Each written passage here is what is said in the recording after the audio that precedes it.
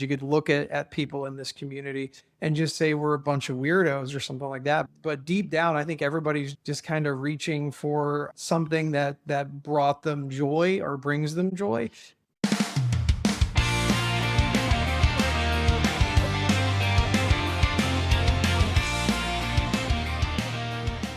Welcome back to the Physical Cut, where films live beyond the stream. My name is Carlos.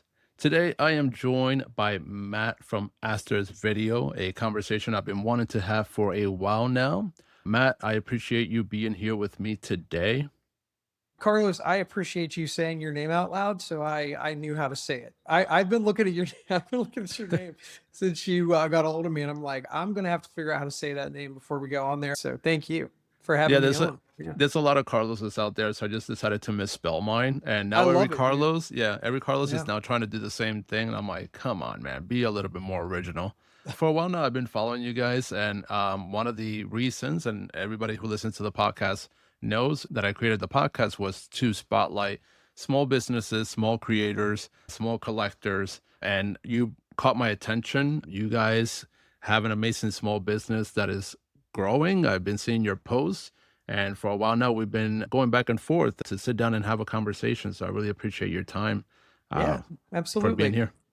Yeah, and thank you for following along with what we're doing because you're not wrong. It started very small, and it seems like every time we do a new event, we walk away bigger and better. So I super mean, super happy with where we're going. that is the goal. That is the Yeah, goal. But just a few quick questions before we get into a deep dive of how you collect and what yeah. physical media and this whole hobby means to you. Obviously, we're here to talk about Astrid's video. And my big interest, because I know the story that you sent me, and it's a very nice story about starting from a small business. But one thing that caught my attention was that you said you started the business because you wanted to downsize, which is something Yeah. we don't know about. As collectors, we don't know what downsizing means. So please tell me a little bit more about how Astor's video started. So really, we officially started the company Asterisk Video in 2023. But before that, my wife was actually running kind of a collectibles and antique shop in the small town that we live in. We live in a very small town in West Virginia, and it was not going well. The only thing that we were really moving a lot of were tapes and anything horror related we could move, but with such a small pool, it was really hard to get people to kind of notice what we were doing. So we decided to completely pivot. We shut down our original physical location that was an actual storefront. It was called something different. It was a whole different focus. And eventually we founded Astro's Video, and we started setting up at events, and we moved into Eloquence Antiques and Artisans, which is kind of a large antique mall over in Morgantown, West Virginia. And yeah, from there we just kind of started to spread our wings. We were doing double, triple, even quadruple the business out of there than we were doing at a whole storefront in our small town. But I started the business to get rid of my duplicates, right? I have a monstrous VHS collection, Blu-rays, 4Ks, DVDs. I even have some 8 millimeter film, 16 millimeter film, Betamax, laser disc, a little bit of everything. And as I would find better copies of those VHS tapes, those beta tapes, those laser discs, I would just say, what am I going to do with all these now? I have all these other ones, all these extras now. Where am I going to take them? What am I going to do with them?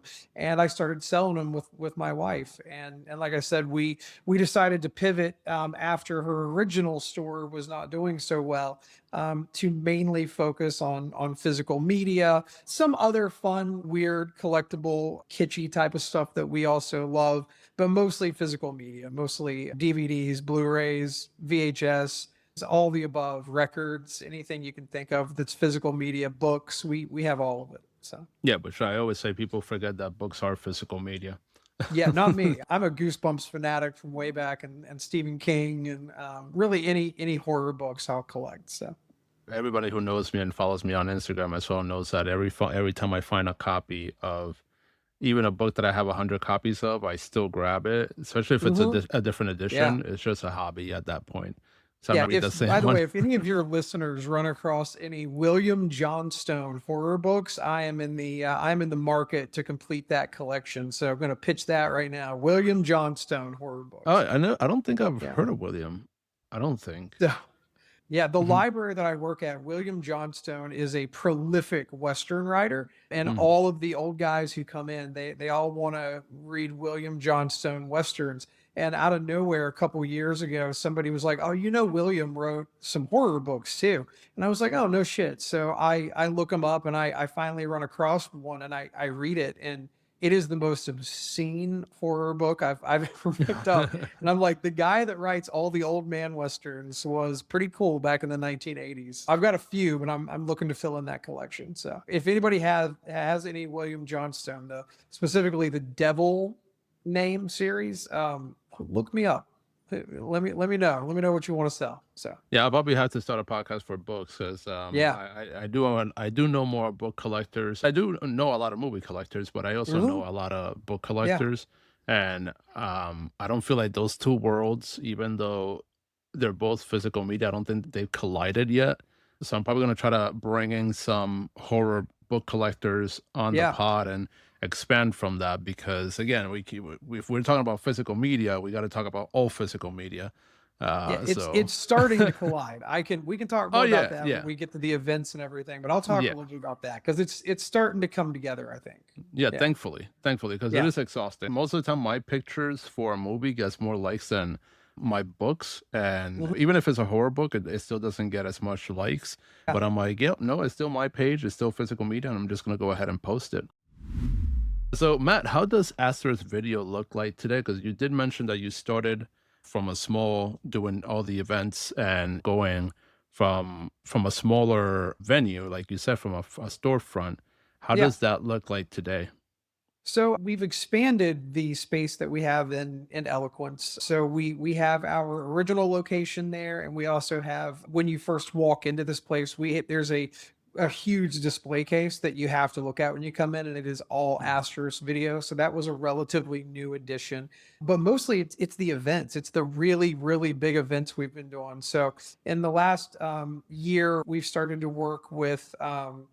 Killer Video doing their dead media Mm. markets. I personally think those are the best physical media events I've ever worked and ever attended. The crowd there is just they're so knowledgeable. They know what they're looking for. They know what they're looking at. You don't get a lot of the can you take less money for this type of crowd there. You get a little bit of it, but for the most part, they know what the value is. They know what they're buying. We recently did VHS Fest for the first time, which was basically like that was like going to Woodstock for us. That was absolutely incredible. And we're also kind of branching out, doing some drive-in events this year, so or some other drive-in events. We're doing Sinister Horror Fest up in Ohio, but mainly that's where it came from. Mainly that's where we're moving to is doing bigger and better events where we get to travel to you guys and sell our movies and our fun stuff there. And versus you having to come all the way to Morgantown, West Virginia, because while it is a cool town, it's kind of a hard sell to get people to come to rural West Virginia to buy movies. So No, that's where we're headed right now is we're going to try to do more events. We're really going out and finding these movies and we're taking them apart and we're cleaning them and we're testing them, and these are real vintage VHS tapes, Betamax tapes, laser discs and stuff that we have. So it's sometimes it's hard to find inventory, which I think you want to talk about later anyway, so we'll save that. But no, yeah. I agree. I feel like people, and I'm glad I have you on the podcast. I spoke to before we started recording. I told you that I spoke to Alex from Coffin Maker, and Yeah. is the process behind it. And you mentioned that people are like some people, but not everybody. It's like, oh, can I give you less money for Hmm. X video? I'm Yeah. not. I never dare to do that. Even when you travel and they're like, "Oh yeah, if you're at a market, say in Mexico, offer them a peso for Yeah. whatever," and you're like, "But this poor lady sat down and crocheted this Frida Yeah. Kahlo plushie, and I'm not gonna be like, "Hey, senora, do you want a dollar for this instead of your regular 20s?" They don't know the process behind it. They don't know the work. Like you said, you're Yeah. spending gas money, you're spending Yeah. time, and sometimes the worst thing you can spend is time, because that you can't get back. Like gas, Yeah. you can't get back either. They don't understand the whole process behind it, so I'm kind of glad you spoke about that. I'm assuming at some point or another, where our paths are going to cross at one of these events. You're probably going to make it out to one or something like that. And we're going to get to I hang out have for to, a minute. yes, I have Yeah, to. hopefully. The thing about us, and this is something that I really take pride in, we love to talk about movies. By we, I mean me and my wife Brittany, who comes to all the events. If you're one of our followers, you've met us, you know that we love to talk. I will literally like lose a sale because I'll stand and talk to somebody and say, "Hey, before you buy this, you should go watch it on YouTube or go watch it on Tubi. Because before you spend $45 on a rare tape, make sure it's a tape that you actually want. Because this movie, Mhm. to some people, might not be so good. We even like to talk to people that come up and have no intention to buy anything. We just love this community. We love to talk to everybody, and anybody who comes to our table can tell you that's true because we will I'll be talking to someone for 25 minutes and realize I let 10 people walk by without even talking to them because I get so into the conversation. I don't mind somebody who is a serious collector coming up and asking me to take slightly less money for a tape, especially if Mhm. they're buying more than one. But you're not wrong. There are a lot of people that don't understand where we have to go and what we have to go through to get our hands on some of these tapes. I could give you some stories from the trenches where you would be like, "Holy shit!" And they're true. These are things we actually go through to get our hands on these tapes. That'll be Sometimes I'll part go 2, buy. and that'll What be is it? part 2. That'll be Yeah, part 2 of the conversation. yeah. Sometimes I'll buy 500 tapes to get my hands on 25. You know what I Wow. mean? And then I'm like, what am I going to do with all these other tapes? But yeah, yeah. I was gonna ask you because, like you said, you go to all these events, and Hmm. one of the questions that I had sent for you to have an idea of what we wanted to talk about was Yeah, because I like to focus a lot on when it comes to small businesses is what they mean to the community or yeah. how they grow with the community. And I wanted to ask that how did you realize that there was a real community around what you were doing? So honestly, it started when we had our original shop, like before we were just focused on movies and the kind of the horror culture and stuff like that. It started then when Brittany would come home from running our original storefront. It was in Grafton, West Virginia, is where it was, and she would tell me, "Oh, these people came in today and they bought like 10 of your tapes." And they kept asking me questions about them, and I was like, I don't know, and I just wish you had been there to talk to them about it because she's very knowledgeable about movies, but she's knowledgeable in different types of films than I am. She's much more of a comedy fan, but she can run laps around me talking about comedy history. But she would say, I wish you would have been there because they had so many questions about where we found the tape and what we, what just all these different things about the movies they were buying. And I just said to myself, man, this is absolutely crazy that people are that interested in talking about these movies because for me it was I just like watching movies. Yeah. Yeah. I'm a collector, but at the end of the day, the movie itself is the main thing I care about. I want to watch the film.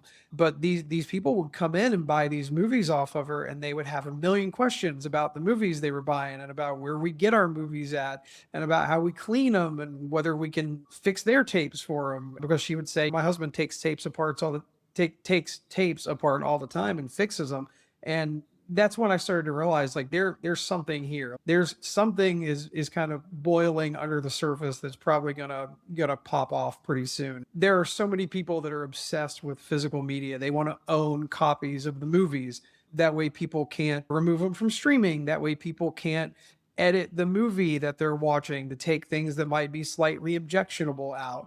They want to watch the movies the way that the filmmakers intended them to watch the movies. I think I realized that there was a community building up around it probably in 2018 or 19 when we opened our original store. Because there were just, she would come home with so many stories about people coming in and wanting to talk about movies and buying VHS tapes. That was my first inkling that there was something there. You mentioned a lot about VHS. How is the business of VHS today? Because I still collect Yeah. VHS, but to try to limit myself, I usually try to go for classics that I love or directors that I collect. For example, Kubrick, anything Stephen King, or Scream, different editions of that, or just films that I grew up with, like Harriet the Spy. but I try to keep it very limited to what I collect. But I see people, one of them, just to throw his name out there, because I think he has an impressive VHS collection, which is Last Movie Standing. Hmm. He collects a lot of VHSs, also Yeah. a lot of editions of films that he loves. But there's people out there that are starting to collect VHS today that I don't know how they're starting to collect because they Yeah. were not around when VHS was the thing. So I'm assuming they're trying to go for movies like Obsession now on VHS, and Yeah. That's weird, I right? guess, yeah, Backrooms on VHS, and Uh-huh. I'm like, I don't want them on Scream VHS. 4 that Yeah, never got a VHS release yeah. suddenly I'm got a like, VHS I release, don't and I need those bought on one. VHS. Yeah, I don't need those Yeah. on VHS because they were not around when I was renting them. Sure. But how does the VHS business look like today? So what I'm noticing, first of all, let me talk a little bit about my VHS collecting habit. So me and my wife, we first started dating all the way back in 2004. So we've been together 22 years. And over that time, when we first got together, we were still buying VHS tapes to take home and watch. Like I remember going to Big Lots and buying a copy of American Psycho for 99 cents at Big Lots and being like, oh, you have to watch this movie. And we watched it. We started going around to video stores in the early 2000s that were closing. And we would go in with $100 and say, how many movies can we get for $100? And we would go clear out the horror section. I still have most of those movies in my collection because they came from video stores that we love to go to. The modern VHS collecting world, I think you have a couple different types of people that will come up and talk about movies with us or ask about movies. You have the ones that are just trying to fill in missing pieces from their collection. So they're not really after anything rare because they already have the super rare stuff. They're Mhm. looking for a lot of the commons, just the little things that they want to add in, the cheaper stuff. You have the people that are the hardcore collectors and they want the rarest of the rare. They want the stuff that never made the jump from VHS to even DVD. You can't even find it streaming anywhere. And then you have the people that want everything on VHS. They that is their preferred format to watch movies. That is very odd to me that that's your Yeah. preferred format to watch a movie because my preferred format is whatever the best looking format that I can get, right? Like 4K. I collect a lot of 4K discs. There are a lot of movies that I'll hold on to on VHS forever for various reasons, mainly because they have some value to me because a family member gave them to me. It's just a box that I love a whole lot. I used to look at a bunch when I used to go and rent videos somewhere. The kids who are coming up right now and want to buy VHS tapes, I don't ask them directly, but I would be very interested to hear why they choose VHS. Like you said, why would you want Obsession on VHS? Not, and here's the thing. There are some people making some beautiful tapes. I am not one of those collectors who's like, oh, it's impure. You can't make these bootleg tapes. I say more bootlegs. If the studios can steal your digital copy off of the Sony PlayStation network, then it's fine to go make a bootleg of a tape so they can't take that from you, right? About it. No, for real. That's the way I feel about it. Suddenly pirating doesn't feel so much like theft to me that the studios are saying we can just take your movies that you bought away from you. Yeah. Not to throw any shade at anyone making bootlegs. I own some beautiful bootleg tapes. There are some people in our community that make the best some of the best tapes I've ever seen. The transfers are spectacular. I think it's Cosmic Debris. I don't know. Do you follow Cosmic Debris? I don't VHS. think so. You definitely should. He made some killer boots for VHS Fest. They're just absolutely incredible. Everything he does is top notch. The transfer is amazing. The tapes themselves are really high quality. The covers are incredible. The slips that he makes. There are some really great people out there making some really cool bootlegs, but I'm with you. I don't need to own Obsession on VHS. I'll stick with my 4K on that one. I don't need Scream 7 on VHS. I think the ones that were available on VHS originally, I'm more inclined to Yeah. buy those and hold on to them, but I don't need all the modern movies on VHS. It just doesn't The make sense. It doesn't make the sense. Like, the there's no picture nostalgia quality's behind it. yeah, the picture quality is not fantastic to say the least. And like you said, it's more of a nostalgia thing. And the people who have nostalgia for a time frame they weren't even alive is the Mhm. one that's odd to me. Like I get vinyl records, they sound fantastic. I understand that. But VHS, it looks cool. I'll give them that. I mean, that tape looks awesome, and it is fun to actually have a physical form of a tape. But I mean, a disc is a physical format too.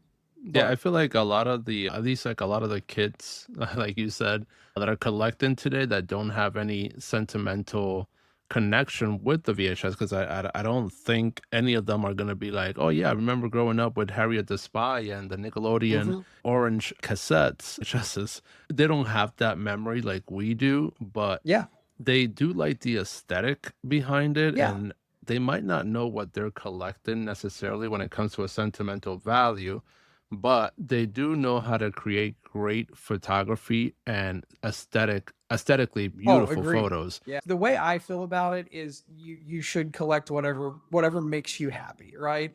I think everybody in this whole world is just looking for something that brings a smile to their face. So if you get a smile on your face because you own a copy of Obsession on VHS, go buy that copy of Obsession on VHS, right? If it brings you some moment of happiness in the world that we live in today, who am I to say that it's a bad thing? Because it's not a bad thing that they want to collect on VHS.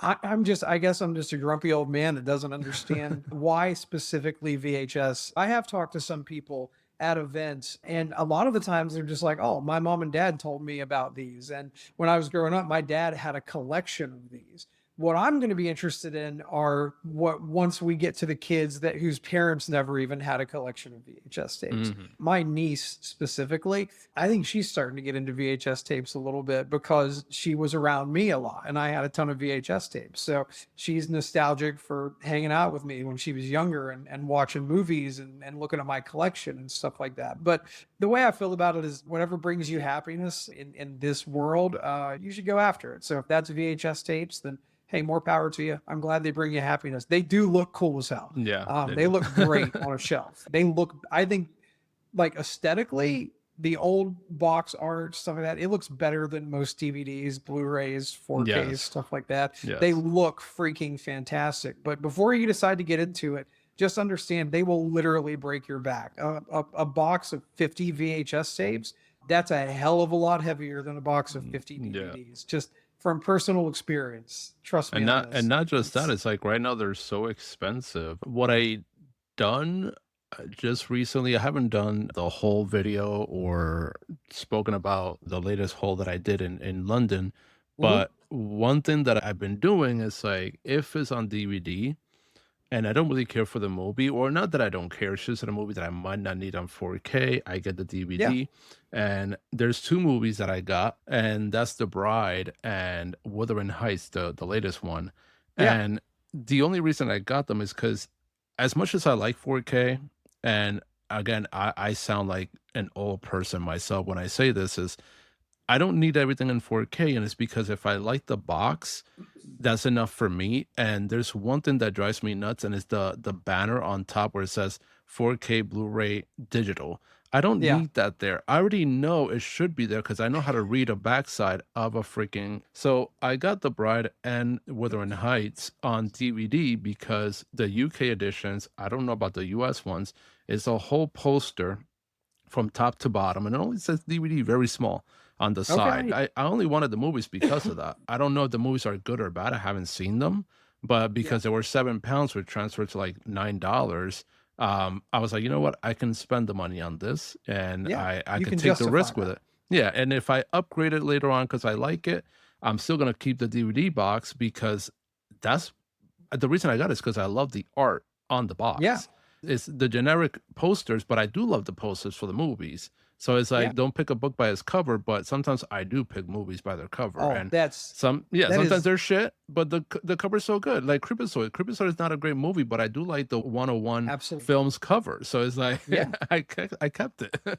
There is literally no shame in that, man. There's so many movies I have in my collection that I know are just not good movies because Hmm. I love the covers. Recently, someone was on a claim sale on Instagram and they had the movie Vampire Journals on there. Do you know about that? Do you know that movie? No, I just bought Vampire Kiss. That's the last vampire I know of. So it's like a have you ever heard of the subspecies movies before?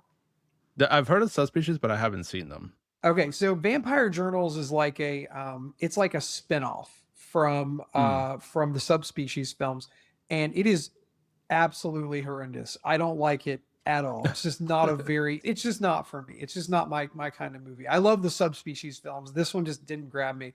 And I've never picked up that VHS at any of the things I've been at because it's always so it's not expensive, but I'm like, I'm not spending that much money on that movie.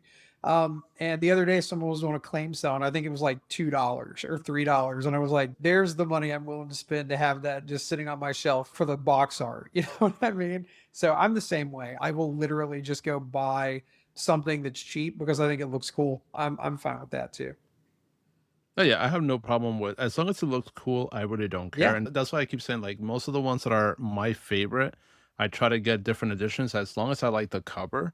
Eyes Wide Shut I got because is it was on 4K, but I just ordered through Belial, I think they're called, the steelbook that has the original poster from '99. I'm like, "Nope, that's the one that I really wanted the entire I time, not I the love it. I Criterion one." love it when they do that. This whole recent run of, I think it's Scream Factory 4Ks, where instead of doing all the Mm. alternate art, they're just using the original art. I'm like, this is actually pretty. This is pretty dope. I really enjoy this Yeah, nobody because asked for I, new you art. know, Nobody asked for new yeah. art. We just asked for a restoration, not new art. We know the movie. We like it because of the art, or we want to Mhm. buy it with the original poster. And then you do the little flip thing around, like the little, how do you call it? The reverse art. The Yeah. reverse art. I'm Yeah. like, why not just stick to one? I don't want to be reversing it every 5 minutes. Yeah, Uh, I will not lie to you. There's some of those like Scream Factory ones and Arrow ones where I really like the art they come up with for it. It's an artist that I really enjoy or something. But mhm. most of the time I end up flipping them because I'm like, I Yeah. just want to see the original art. That's what sold it to me back in the late 80s and early 90s anyway. That's usually what I go with myself. Scream Factory is at least out of some of the boutiques. I think Scream Factory probably has some the best art because Kino Lorber sucks when it comes to art. Even in the disc, Yeah. they suck when it comes to art. They don't even put the time behind it. So they're Yeah, like, here it is.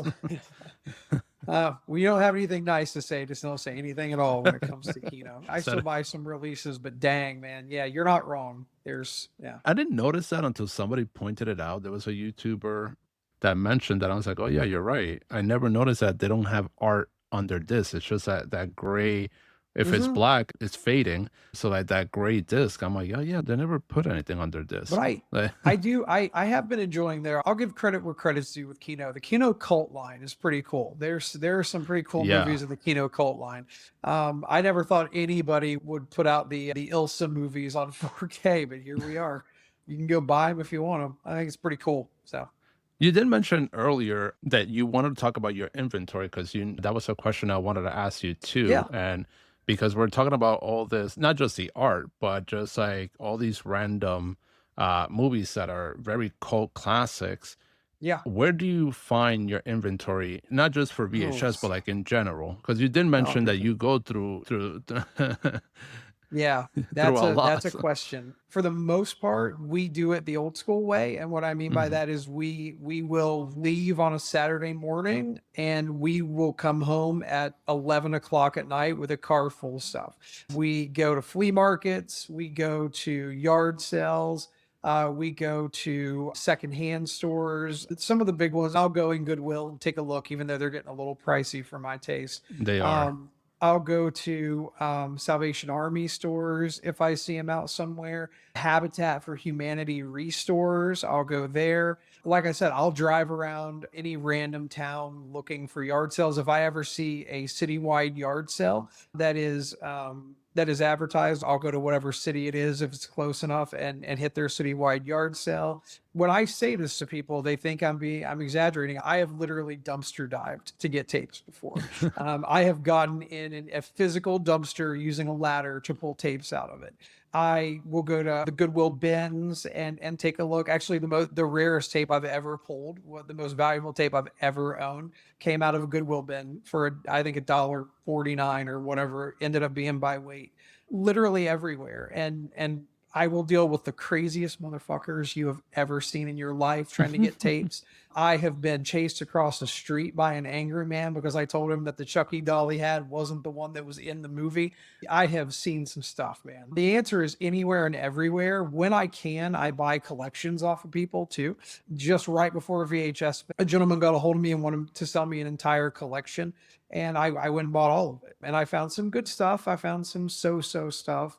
I found a lot of stuff that had mold and that had a lot of damage, but I can fix all of the above. So I still bought them. So anywhere and everywhere, man. Like we scoured the whole East Coast of the United States looking for tapes.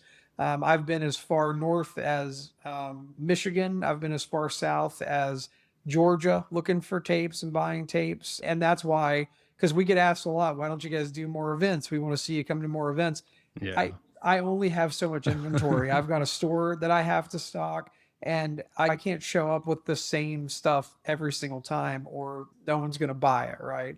Between going out and finding tapes and then bringing them home and cleaning them if they have mold, testing our inventory, rewinding all of them, pricing them, doing all that stuff, it's a full-time job. It's more than a full-time job. We've been through the ringer trying to get tapes. And sometimes we hit big and sometimes we completely strike out. Is there anything specific that you like to look for when it comes to VHS or just in DVDs in general? Or just So like a generalized pickup? it depends on what we're looking for, right? If we're going to do an event, most of the events that we do, aside from like VHS and the dead media market, most of the other events that we do are horror centric. Horror people love physical media. They, Mhm. to me, they're the driving force of keeping physical media alive. The horror community has embraced physical media like no other community has. And I think it's just because they're just so passionate about what they collect. They love horror. Horror resonates with them for some reason. So if we're doing, if we know we have a horror event coming up, we strongly move towards horror, and that's mostly what we look for. If we're looking for our shop, I mostly try to stock very common stuff in our storefront because that's what most people are coming in and buying. They don't want to walk in and get sticker shock with a $300 VHS tape. They want to buy the common stuff. Believe it or not, most of the people buying from our store are like college age kids who are buying physical media, whether it's DVDs or whatever else. I still heavily skew towards horror at our storefront, but I also try to put weird aerobics tapes out there. Those always move. I always put comedy out because that's always going to be popular. Anything like Kevin Smith, that vein, we sell a lot of. I will always buy horror VHS no matter what they are. I pick them up because horror hounds are fanatics about horror and they're always going to sell. I'm never going to sit on them for too long. But I'm also not afraid to pick up other genres and I look for weird. I look at it and I say, would I watch that? And if the answer is yes, I pick it up. It's And really that simple. and Yeah. it's a great segue because even though I usually like to talk about in general physical media, a lot of the base listeners are horror fanatics, but that's Yeah. because I collect horror as well. And like I said, a lot of the I would say the likes that you get on Instagram is more horror oriented kind of posts that I do. It's funny because and this is a small segue because you started talking about horror and that was going to be our next topic. But it's not just when it comes to physical media that I'm seeing it. Yesterday that I had a chance to go see Paranormal Activity on Broadway Hmm. and the play, and it's just funny because last year, this year, at the beginning of this year, you had the Lost Boys musical arrive also on Broadway. I think last year was Stranger Things, and you have this a whole kind of like wave of horror that is also taking Broadway, which thank God, because Broadway was starting to suck. There was a while that we didn't go to Broadway shows just because they were too expensive. And I was like, I'm only going out if I want to really pay for something I really want to see. Yeah. But I'm kind of glad you talked about horror because we've been seeing it more, not just on VHS, but also on stage with Obsession, which I spoke about with John Spooky Season a few episodes ago, how that took everything by storm and Yeah. Backrooms, and now the upcoming one, Other Mommy. You have all this wave of horror that is pretty well done. And insert director name here said Hollywood should stop hiring YouTubers to direct horror because why? They had two successful movies. Those do two you do you kids, hate do you hate yeah, money? Is that what it no, is? two kids might not know how to wipe their own ass because they're too young, but Mhm. they did a one of them did a horror movie that recouped, and then the other one did a horror movie that is still making money and is Yeah. still running in theaters. So what's your problem that your movie was so bad, even though you have a name attached to it because you were in Mhm. Inglorious Bastards for 5 minutes, and now it's like you're complaining about that. And I'm Yeah. like, we can't let the horror community grow because we want to gatekeep everything. So I'm Yeah. kind of glad these new kids that are coming out, they're not too gatekeepers, to put it that way. They're not good at gatekeeping, I'll tell but you what I'm impressed with is they're not getting mhm, rattled at all. Like yeah, all the like don't get me wrong, they're getting the majority of people are throwing nothing but love their way. But they're mhm, also getting they're getting a lot of shit from the old guard, right? yeah, They're getting and that's all it is. It's pure gatekeeping. yeah, That's all it is. And these kids are making fantastic movies. If you could go watch mhm, Obsession and not walk out feeling something from that movie, then you probably need to go talk to like a therapist or something because yeah, there might be something going on there. Same with Backrooms. It wasn't my favorite movie. I there were things I personally would have wanted to see done maybe a different way, but it's not my movie. It's not my it wasn't my production. And it was still fun to watch. It had some really fun moments. I thought it had some really great ideas at play. And anybody who says you have to stop hiring YouTubers to make horror movies. Here's the thing, they're literally working on their craft every day. They're making content every single day. So they're outworking you by yeah, simply just going out and doing it. And that's making them better. When they make a video that doesn't do well, they can look at it and say, "Well, why didn't that do well?" And they can adjust on the fly, which is yeah. something that the old school folks just don't seem to be able to do. I think that's what it is. I think they're literally just working every day. They have a nonstop schedule of we have to get this content out or we're going to get buried in the algorithm. So they just work their asses off. They have great ideas and they have great work ethic and it's beating everybody else. Instead of complaining, go, Yeah, join them yeah, because join them, that's the figure thing it too. out. Like you have Yeah. a lot of collectors, and not just YouTubers, but in general in Instagram, because not every Instagram that has 10K followers is translated into a YouTuber. And some people can adapt to that, some people can't. And I feel like the people who complain about YouTubers doing films, which again, don't get me wrong, I've That's complained so about silly. some of them, but that's because Yeah. those movies were horrible. But Yeah. then If the movie's I bad, you know, yeah, I might not have loved Obsession. I don't hate it, but I didn't yeah. really love it because I've been watching horror all my life. But if you just started watching horror with Obsession, yeah, of course you're gonna love it. Yeah. But I give it credit where credit is due. It was a $400 or $700 budget movie, and now it's doing millions. And this girl Yeah. got signed in by Marvel. You're Yeah. not I gonna mean, catch me I talking think about Marvel, but you will now. I think Curry made that movie on like you said, like 700 or $800,000. With Curry Barker, I think the even more impressive than that was Milk and Cereal. He made that Yeah. movie for I think $800, Mm. and he parlayed that into a movie that would end up, I mean, grossing what $300 million, probably more by now. You can love them or you can hate them, but you can't deny that they're talented. It's as simple as that. That to me anyway. So I don't know. The people who want to complain because their movie's not doing well, like make a better movie. I don't know what to tell you, man. Like it just didn't hit right. Yeah, and the horror community is very adaptable too. It's very, Always. It's always been forgiving. Is adapted. yeah, they're also very forgiving. It's not the Marvel Bros that it's like, oh, if you didn't do Marvel like in the 1990s, every movie now sucks. It's like, well, not every Yeah. movie is the first Captain America, which was bad. You just don't want to admit it because everything else has sucked still. The only good thing Marvel has done was the original X-Men movies, and after that, it just went downhill for me. And a lot of Okay. people agree Yeah. with that, but I don't really care for them. I am so superhero overloaded that I Hmm. quit watching all of it. I'm like I just can't. It's not no shade on anybody that wants to go watch it. If that again, if that's what makes you happy, I say go do it. But it's just it's one of those things for me where I'm like I only have so many hours and years and time. I only have so much time in my Yeah. life. And do I want to spend it watching something that I think is just so subpar and like just people running around in front of a green screen? I just don't.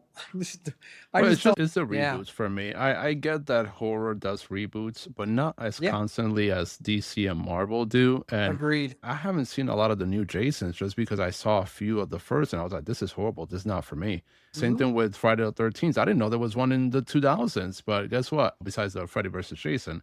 But Yeah. I'm like, yeah, no, this is not for me. And there's This nothing wrong with that. There's no, nothing yeah, wrong with looking at and something and that's saying, totally this is fine. not Yeah. a good use of my time. Like, this Yeah. isn't what I want to watch. But Yeah. then you don't have the people that are coming up also know Lin Shay and all these people who started Hmm. horror. So it's Yeah. not like they're being disrespectful. Oh, we have a new horror queen now, so everybody else sucks. No, horror people are not necessarily like that. No. If something is bad, I feel like the whole community agrees it's bad. They Yeah. watch it Pretty, because they pretty they love to much. hate watch. Like, half of horror is hate watching anyway. You're laughing at how bad it is, but I think there's a quote somewhere from Kevin Smith, and he was talking about Batman v Superman, the DC movie.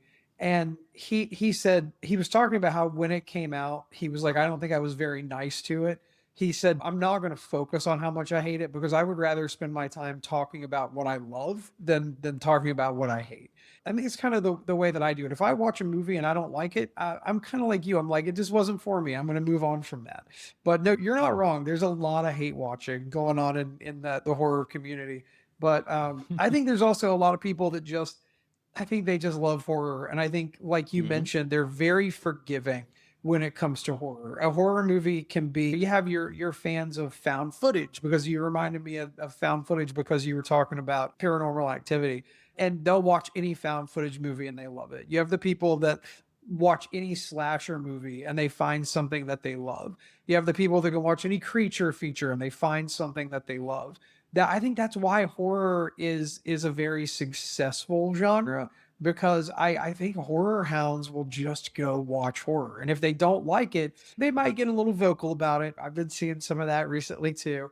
But also, some of them will just move on and they're like, yeah, it's not for me, and they'll move on. I think Obsession got a lot of that. I think the people that didn't like it even looked at it and said, I don't like it, but this is impressive. So I'll just Yeah. move on and I'm going to let Curry have his moment, which I think is a great thing. Horror is an easier field to do well in because people just love horror. They just want to watch horror movies. You build a business around not just horror, but just around Yeah. collecting.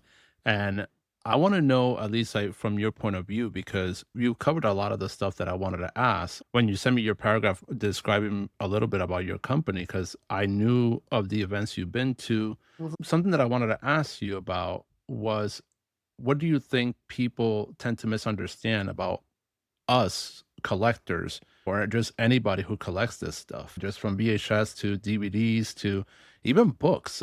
From your point of view, from your business, what do you think people misunderstand about us as Well, collectors?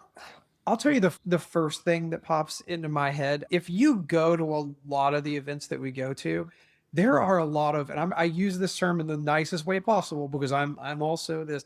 There are a lot of weird people walking around, right? There are a lot of people with a lot of tattoos. There are a lot of people with a lot of piercings. Their hair is always really cool, crazy colors, and there's always people who just they just don't have anywhere else to fit in. And I think the Mhm. main thing that if you were not familiar with the physical media or horror culture in general, and you went to one of those events, you would say, well, this is just a bunch of weirdos walking around doing whatever they're doing right now.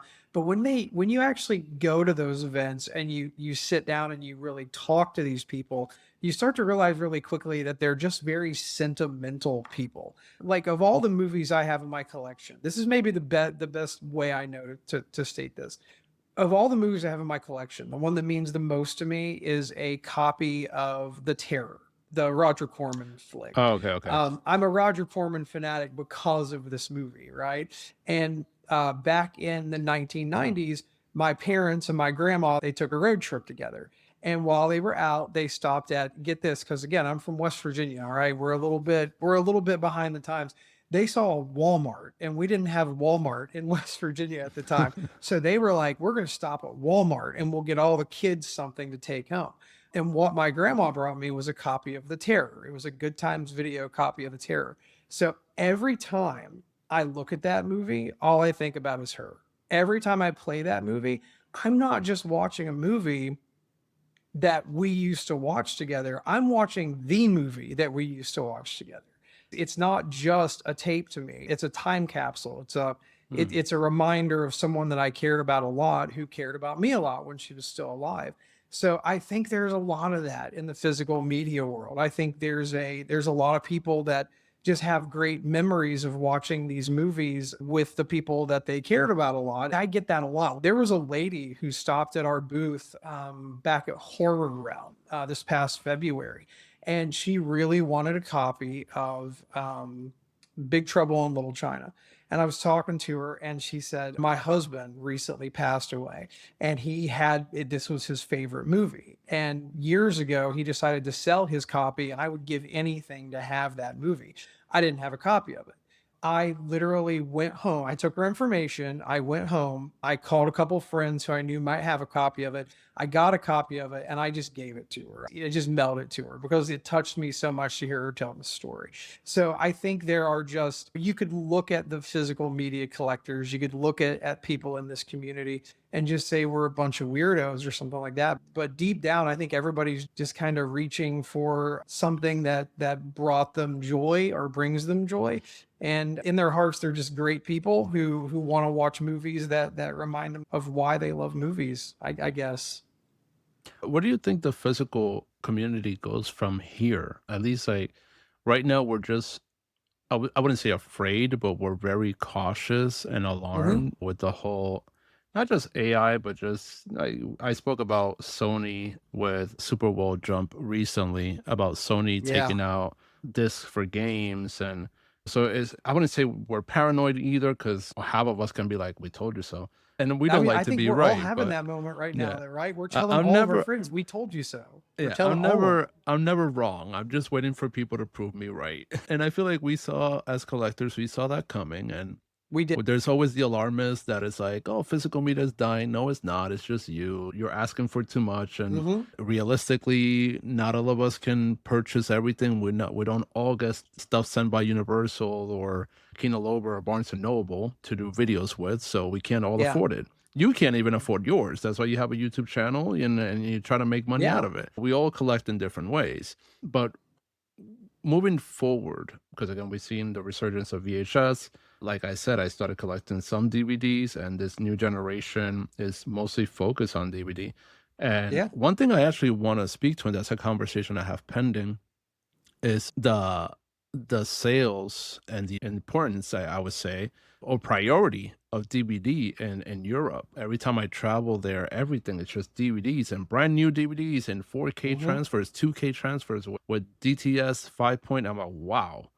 Like we don't even get a 2 point over there I for a know. new release. Yeah. And that's their main sale Yeah. or yeah, That's and why the DVD is best not that. investment is an Yeah. all region player right now. That's the Oh, best yeah. investment you Oh, can make. yes. Yeah. Yep. I keep telling people that I'm like, "I got one for $99, go ahead and get yours." I'd rather buy stuff on eBay, even if it's, region locked, and just use my Blu-ray Yep. player because Agreed. it's cheaper too. But if you can order a good amount of DVDs or Blu-rays from eBay, from London or wherever they sell them, it's actually cheaper than just buying them here too. I'm interested in knowing what do you think is gonna happen within the Um, physical media community?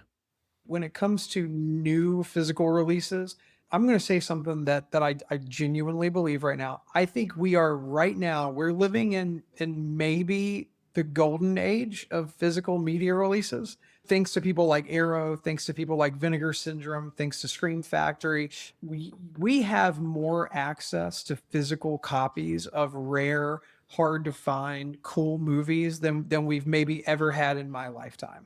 I'm 40 and I remember really early, I couldn't find the movies that I can find now. But I am concerned that the bubble is going to pop because it will. I mean, eventually Oh, everything yeah. does. If you're Vinegar Syndrome, if you're Severin Films, if you're whoever it is, you can only rediscover and come up with these bizarre off the beaten path movies for so long before eventually you're just re-releasing the same movie in a new format or in like an upgraded version. And I feel like we're already starting to see it. I think a lot of these boutique labels are just re-releasing their films with upgraded versions, and some of the newer releases have been just movies that are just not fantastic. Like I can't remember what movie it was recently that I picked up and I was like, a DVD of this would have been way more than enough. I think we're watching the bubble potentially start to pop. Do I think it goes away? No. I think like anything else, it just sort of resets and then comes back around. I think people in my line of business, which is selling mostly secondhand or vintage copies of these movies, I think it's at the end of the day, it'll probably be good for us because we'll have better access to more stuff. At the same time, I think it'll be maybe some bad news for the companies that are doing that type of business. I think it stays. I don't think physical media in our lifetimes will go anywhere. It'll certainly keep getting smaller, but just because less people are manufacturing it now, Yeah. right? I just recently read that Blu-ray players are now gone. I don't think anybody's making new Blu-ray players, or we're down to just like one place making new Blu-ray players. I could be wrong on that. Fact check me if you want to. I think it is true. I think Sony Yeah, stopped. I think it's Panasonic the one who's still doing yeah. them. I think they're the last holdout. So I think that's going to be the main prohibitive thing is that people are. I think that companies are going to stop making it, and you're going to have to start relying on very small, very boutique places doing it, right? Until it gets more wind in its sail again. So I Yeah. I think right now we're at the zenith of where we go as collectors, and I've just been waiting the last couple of years for the bubble to burst. And I remember telling my wife one time, I was like, I think when we start to see them re-releasing the same movies over and over again, I'm going to start worrying. And this last year, I've been very concerned. I've been super concerned because I've been seeing a lot of it. So, Yeah, you try to prepare for the apocalypse every time. yeah, and Every I mean, time physical media is dying, you try to prepare for the apocalypse. every VCR that I can realistically get working, I buy. Every Blu-ray player that I know still works, I pick it up because I sell them to our customers. I hold on to them for myself, and eventually those are going to be gone. And having good versions of them that still work is going to be really important because even since I started doing this, it's become harder and harder and harder to find working examples of these things. So, I was going to ask you because I was going through your Instagram page and I yeah. saw something about Rewind Rolodex. What is Rewind Rolodex? Okay, so that is actually not something that we put together. Have you ever heard of VHS's Life before? No. Okay, so Well, I think you VHS's Life. tagged them, right? Yeah, Yeah, absolutely. yeah, I you tag did. them in a lot You of did stuff. a story just now with VHS stuff. I think I Mhm. started following them today or So yesterday. you definitely should because Tony runs VHS's Life, and what Tony did for our community is spectacular. He created a machine that you can use to clean the mold off of your VHS tapes. So you can take your tape apart, you can basically put the reels on a spindle, and you can run it through, and you can use alcohol to Hmm. clean the mold off of your tapes. While you have it apart, you can go through the actual tape housing itself and you can clean it all up. So Tony started VHS's Life. He makes these machines literally in like his garage. He makes these himself. Yeah, I saw them. They're being used by, I think he said the Smithsonian has one. Several major museums over in Europe are using them now. I use them on our tapes. If we ever get any that have mold, I clean them and reassemble them and fix any error, any issues that they may have. Change the little pins, do all that stuff. So Tony, the reason I bring him up, he started the Rewind Rolodex, which is a website that you can go to where you can find just tons of resources for people who are physical media collectors. So he's got a tab on there for video stores. So if you want to find the closest video store to you, you can go on there. He's got online resources like people who sell their stuff online. He's got resources for people that can clean and repair tapes and VCRs and CRT TVs. He's got just this amazing directory. We're on there both as a video store and we do digitizing and tape cleaning and fixing broken tapes and all that. So we're on there for that too. So it's just a really cool directory that you can go on there and find just a million resources for anybody that's in this world. So. Yeah, I saw his pictures and I was taken aback. I was like, wow, it was a lot. It's a process again. We Yeah. talked about it at the beginning. It's people don't understand what it takes Oh, to restore all these things. Yeah, I yeah. don't feel so bad now paying $40 for a Blu-ray or a Exactly. 4K. And I mean, like you think about these box sets that they put out, like the Hmm. ones that Severin puts out, where it's like the folk horror box set that they did, Hmm. the Al Adamson box set. You're getting like 25 or 30 movies or something, and it's like 150 to $200. And when you look at the mammoth amount of work that these companies are putting into these releases, whether it's restoration or whatever it is, all the packaging design, I don't even know how they're making money with all the work they have to to put into it, because it's crazy. I mean, for me, I'll find a tape, and it might be a tape that's worth 15 to $25, and cleaning it, repairing it, pricing it, doing all that stuff. It takes me an hour to do that, right? It takes me an hour, sometimes 2 hours to work on some of this stuff. And then all of that to have someone come up at a convention and say your prices are too high. And I'm like, oh, Yeah, okay. Thanks. yeah, I it's appreciate that. ridiculous. At one of the most recent ones that we did, I was talking to some of the other vendors, and there was this kid that came up and he called me a scumbag reseller. And I was like, well, you're at a vintage marketplace. What do you think everybody here is doing? They're all reselling. I've had people come up to me and like literally pick up a tape and look at me and say, you're crazy. This isn't worth that. And just put it down and walk off. And so many times I just want to say, okay, the next time you actually climb your ass in a dumpster and pull out that tape and then take it apart and clean it and repair it and test it and then put it in your car and drive it 6 hours to get it to you, you can talk to me about prices. I get that the price is high, but it's a real vintage piece. It's tested, it's working, it's clean, it's not going to infect your VCR with mold. But for the most part, like 99.9% of the people that come up and talk to us, the most genuinely great people on earth. But yeah, the restoration piece of it, specifically with those tapes, man, it's a lot of work. We even go out and buy tapes that don't have slips, and my wife will design covers for them. We call them naked tapes, and we put them in a clamshell, and she makes her own custom cover for it. But we sell it at a discount because we understand it's not the original cover, but it is an Mm. original tape, and I think they deserve to have a new life. We do everything we can to be as fair as possible, but like through all the restoration work that we have to do, the cleaning, everything like that, there's going to be an upcharge to some things. It's just kind of the way Yeah, it works. yeah. Before we close, I still want to ask you a few more questions about Asterisk Video. What's coming up next for Asterisk Video?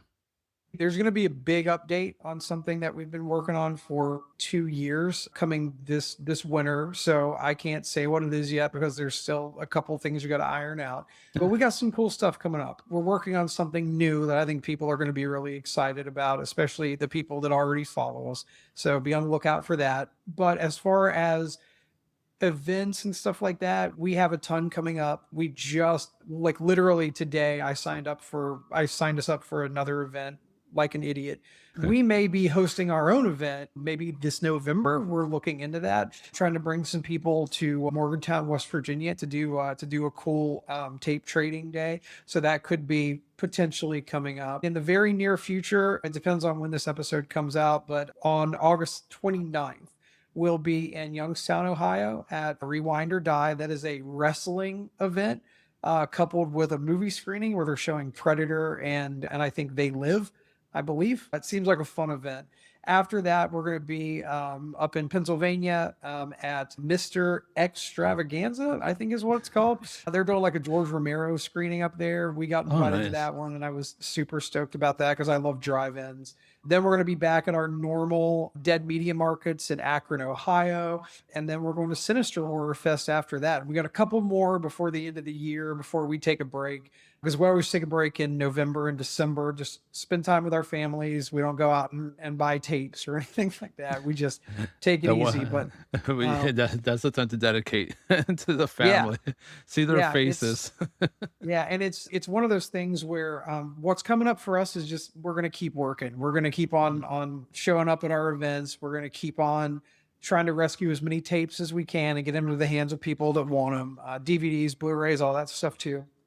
But we do have something cool coming up. Like I said, I can't go into too much detail or I might make that deal fall through because I'm very excited about it. But Now I gotta you wait on can that. tag me when it's Yeah, out, and I'll I speak will. about it here. Yeah. You can just come back and talk about the project later on. Hey, anytime you want to hang out and talk, I'm down to hang out and talk. So Where can people find Asterisk video and yourselves, for that matter? we're on Instagram, we're on Facebook. Those are the main two places that you can find us. I invite anybody who's listening to this or anybody in general, just come up and hang out with us. We love hanging out at shows and just talking about movies. When I say I love doing what we do. I mean it. I could hang out at these events and talk movies all day long. Like I've said a couple times, we live in a very small town in West Virginia. Love the Mhm. small town life. Love living here. Wouldn't trade it for anything in the world. I think I live in the greatest state in the nation, even though loads of people would disagree with me. You should come here and hang out. It's cooler than you think. Sometimes I need to go out and talk to my movie people, and Yeah. that's what these events are for us. It's getting out and talking. I would say come out to an event. If you see us vending something and you want to come out and bullshit a little bit and talk about movies and not even buy a tape, I don't care. Come up and talk. I'll give you a sticker and you can hang out at the table for a while. I'll let you run the table for a while if you want. I don't mind. That's the coolest thing. I'm gonna be tagging all your information here on Cool. the show notes below so everyone can find you guys. A last question regarding collecting. If someone listening today to this episode is gonna start collecting physical media, what's the best Mhm. advice you can give them?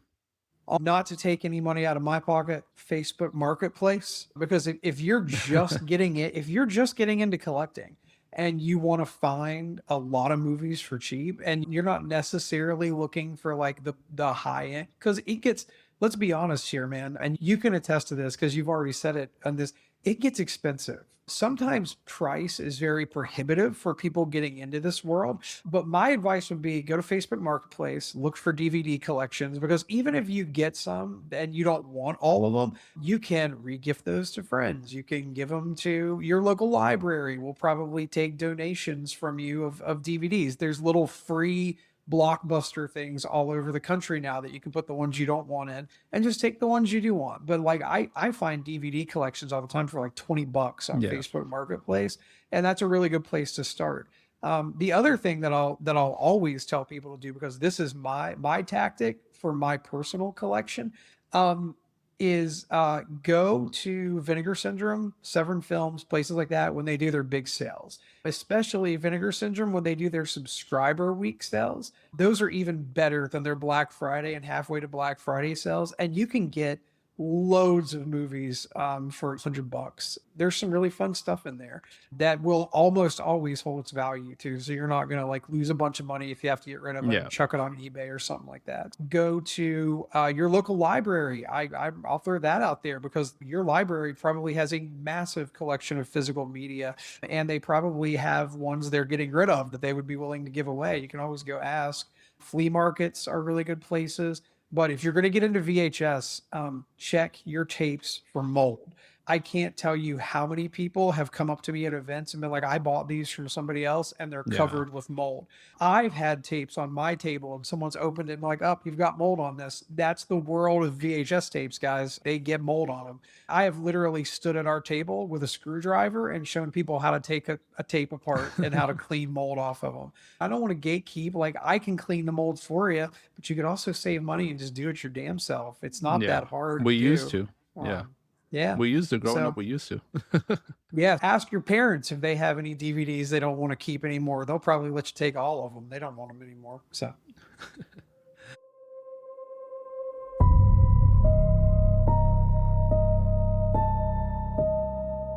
The physical cut presents Scream at 30.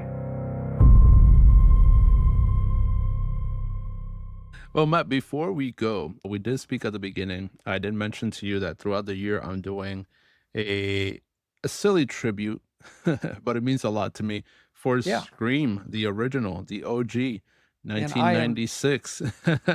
can I so super quick, can I tell you a story about Scream really quick? Do you have Oh a yeah, minute? because I was gonna ask you Okay. about for you to tell me your story. So go ahead, Oh, take the is prop that what away. you're after? Is the Yeah, I was story? gonna. Oh my God. So listen, Don't worry, you answered my question, the whole outline. No worries. this is a real story. This actually happened to me. So when I was growing up, I grew up in a town called Logan, West Virginia, down in the southern coalfields of Mm, West Virginia. And my local video store was Stallings Video.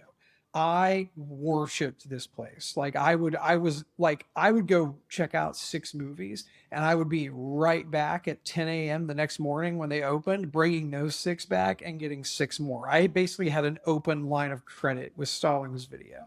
And I checked out, or I rented Scream because my parents wouldn't take me to the theaters and see it. I was only 10 years old when that movie came out.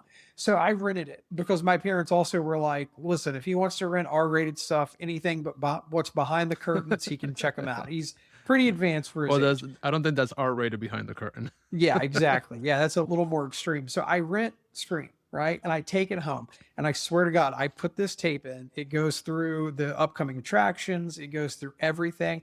And I'm watching this movie, and the whole opening where she gets the phone call and she's answering the questions, and he turns on the light, and you see her dead boyfriend. He's sitting there, and he cuts his guts fall out. And I'm like, holy shit! Yeah, sorry, spoiler alert. You can put spoiler alert for the end. When it gets to the part where she's running, and then her parents see her, you know what I'm talking about? Yeah. I'll be spoilers alert. Oh no, I was just joking about the spoilers. Oh, okay. When it gets to the part where her parents come home, the house is filled with smoke, and they come out, and her mom is screaming, and you see her hung from the tree with her guts hanging out. The fucking tape broke. Oh, the tape broke, and I was like, "What?" And I pull it out, and I'm like, "What time is it?" It was like midnight, right?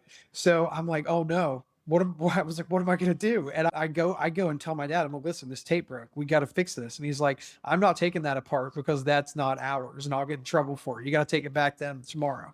So I go back to the video store the next morning and I'm like, this broke. I need another copy. And he's like, dude, every copy of that movie is out right now. And I was like, okay, when is it going to come back in? He's like, there should be one back in today. But like, I have a list of people waiting for the movie and where they have so many copies.